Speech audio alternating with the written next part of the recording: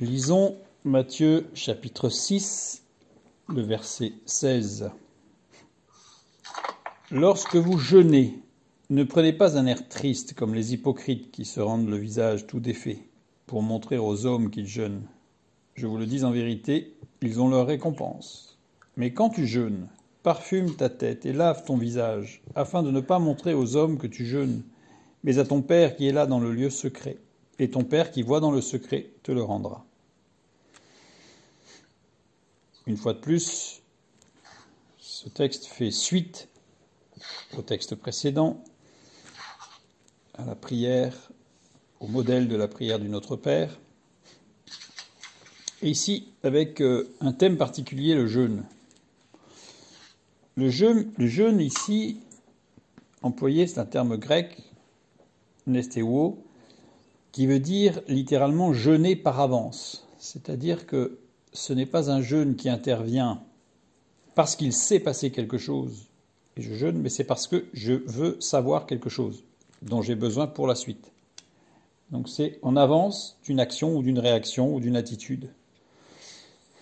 Ça veut dire que le jeûne est une position d'écoute pour connaître la pensée de Dieu sur un positionnement ou sur une action à mener dans une situation présente ou à venir. Donc c'est une mise dans une situation d'écoute. Le mot nestéo aussi désigne exclusivement un jeûne religieux, c'est-à-dire avec un but spirituel. Il ne peut pas s'agir, évidemment, ça va sans le dire, mais comme on dit, mais c'est mieux en le disant, ce n'est pas un jeûne diététique ou thérapeutique. C'est un jeûne qui a pour but spirituel. Et surtout, le terme nestéo employé ici n'est pas dianestéo, qui veut dire observer une diète absolue. Le jeûne pour Dieu n'est pas forcément une diète absolue. Il peut s'agir d'une diète partielle, comme le jeûne de Daniel par exemple, ou alternée. Si le jeûne dure plusieurs jours, par exemple, il n'est pas nécessaire de jeûner tout le temps, mais un jeûne alterné.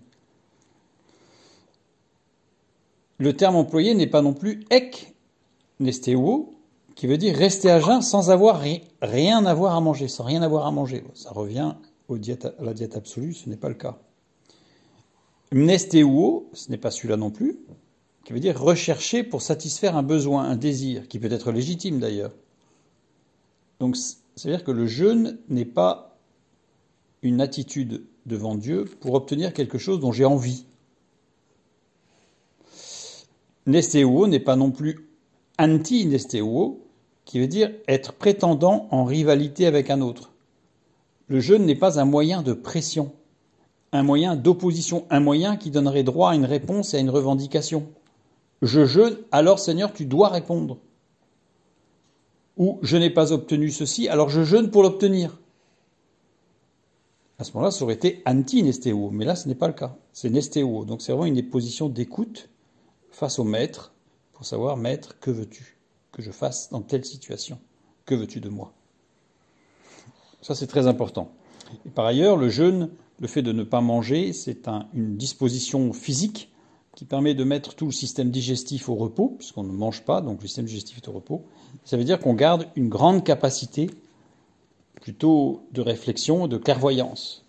D'ailleurs, dans certains cas, dans certaines situations difficiles, sans même que ce soit spirituel, pour certains, il est conseillé de ne pas manger ou très peu manger pour avoir l'esprit toujours clair dans une situation très complexe. Continuons le texte.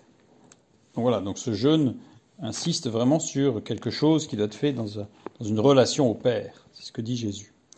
Le verset 19. Ne vous amassez pas des trésors sur la terre, où la teigne et la rouille détruisent et où les voleurs percent et dérobent. Mais amassez-vous des trésors dans le ciel, où la teigne et la rouille ne détruisent point, et où les voleurs ne percent ni ne dérobent. Car là où est ton trésor, là aussi sera ton cœur. L'œil est la lampe du corps. Si ton œil est en bon état, tout ton corps sera éclairé. Mais si ton œil est en mauvais état, tout ton corps sera dans les ténèbres. Si donc la lumière qui est en toi est ténèbres, combien seront grandes ces ténèbres? Nul ne peut servir deux maîtres, car où il haïra l'un et aimera l'autre, ou il s'attachera à l'un et méprisera l'autre. Vous ne pouvez servir Dieu et Mammon. Mammon étant le dieu de l'argent. Je m'arrêterai tout particulièrement sur le terme trésor. Ne vous amassez pas des trésors. Ce terme est rarement employé. En fait, pour être exact, il est employé 3 fois dans le Nouveau Testament. 2 fois ici, où il est dit « n'amassez pas des trésors » au verset 19, et puis ensuite « mais amassez-vous des trésors dans le ciel » au verset 20. Et la 3e fois, c'est pour les mages qui sont venus voir Jésus et qui lui ont apporté leurs trésors. Ce sont les 3 emplois. Et ce terme « thésaurous », dans lequel on retrouve la racine de thésaurus, qui veut dire trésor, mais qui désigne en particulier en grec les mines du Laurion. C'étaient des galeries sinueuses et profondes dans lesquelles les Athéniens envoyaient de très nombreux esclaves et qui fit la richesse de la Grèce. Mais en fait, c'est un lieu de souffrance, c'est un lieu d'esclavage. C'était des mines, mais c'était profond, c'était sombre et beaucoup mouraient. Thésaurus signifie aussi, désigne la source de la connaissance en grec, mais désigne aussi quelque chose de particulier qui désigne ce qu'on appelle la pomme de Sodome. La pomme de Sodome, c'est aussi appelé l'arbre de Satan, qui s'apparente au mançonnier ou à l'iboga. C'est un arbre qui, selon la tradition, permettait de revivre l'expérience du Jardin d'Éden et de recevoir la connaissance par l'ouverture aux esprits. Donc attention à ce trésor. Quel est ce trésor? Et ce mot désigne aussi la tombe d'un mort. Ça veut dire, ne vous amassez pas ces trésors, c'est-à-dire source de connaissance, source d'expérience, source peut-être même d'extase, de jouissance, sur la terre. Mais que votre source de connaissance, le verset 20, amassez-vous des trésors dans le ciel. Pas en souterrain, en aérien, pas en terrestre, mais en céleste. C'est ce que nous dit Jésus ici. Donc, où mettons-nous notre énergie? De qui ou de quoi sommes-nous esclaves? Quelle est notre source de connaissance? Et dans quelle tombe sommes-nous? Parce que l'apôtre Paul nous dit que nous sommes morts avec Christ. Alors si nous sommes dans le tombeau avec Christ, la pierre va être ouverte, hein, donc c'est libre, c'est la liberté. Et nous ressusciterons avec lui au dernier jour. Continuons au verset 25. C'est pourquoi je vous dis, ne vous inquiétez pas pour votre vie de ce que vous mangerez, ni pour votre corps de quoi vous serez vêtus. La vie n'est-elle pas plus que la nourriture et le corps plus que le vêtement?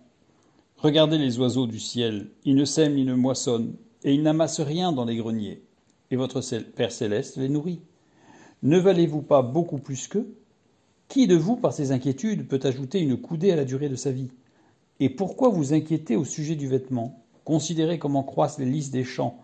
Ils ne travaillent ni ne filent. Cependant, je vous dis que Salomon même, dans toute sa gloire, n'a pas été vêtu comme l'un d'eux. Si Dieu revêt ainsi l'herbe des champs qui existe aujourd'hui et qui demain sera jetée au four, ne vous vêtira-t-il pas à plus forte raison, gens de peu de foi? Ne vous inquiétez donc point et ne dites pas « Que mangerons-nous? Que boirons-nous? De quoi serons-nous vêtus ?» Car toutes ces choses, ce sont les païens qui les recherchent. Votre Père céleste sait que vous en avez besoin. Cherchez premièrement le royaume et la justice de Dieu, et toutes ces choses vous seront données par-dessus. Ne vous inquiétez donc pas du lendemain, car le lendemain aura soin de lui-même. À chaque jour suffit sa peine. Ici, on a de façon très explicitée, très claire, exactement ce qu'il y avait avant. Quel est le sujet de notre inquiétude? Plaire à notre maître ou subvenir à nos besoins purement matériels? Bien sûr qu'il faut subvenir aux besoins matériels, mais Dieu nous dit « Inquiète-toi d'abord de la volonté de Dieu et tout arrivera ». Et nous avons en plus les 2 sujets, je dirais, fondamentaux de notre société. L'inquiétude des choses matérielles et l'inquiétude des choses psychiques, psychologiques. Ne vous inquiétez pas du lendemain. Là, on n'est plus dans le domaine du physique, on est dans le domaine du psychique, de l'émotionnel. N'ayez pas peur. La peur n'est pas spirituelle. La peur, elle est émotionnelle. Donc ne vous inquiétez donc pas du lendemain, car le lendemain aura soin de lui-même. À chaque jour suffit sa peine. Donc dans notre marche avec Dieu, nous marchons au jour le jour, afin que nous puissions suivre le Maître. Si nous suivons quelqu'un, il est difficile de suivre de près cette personne si nous envisageons déjà ce que nous allons faire le lendemain ou la semaine suivante. Pour le suivre de près, il ne faut considérer que le moment présent durant lequel nous sommes avec cette personne. Demeurons avec Christ. Demeurons avec Christ.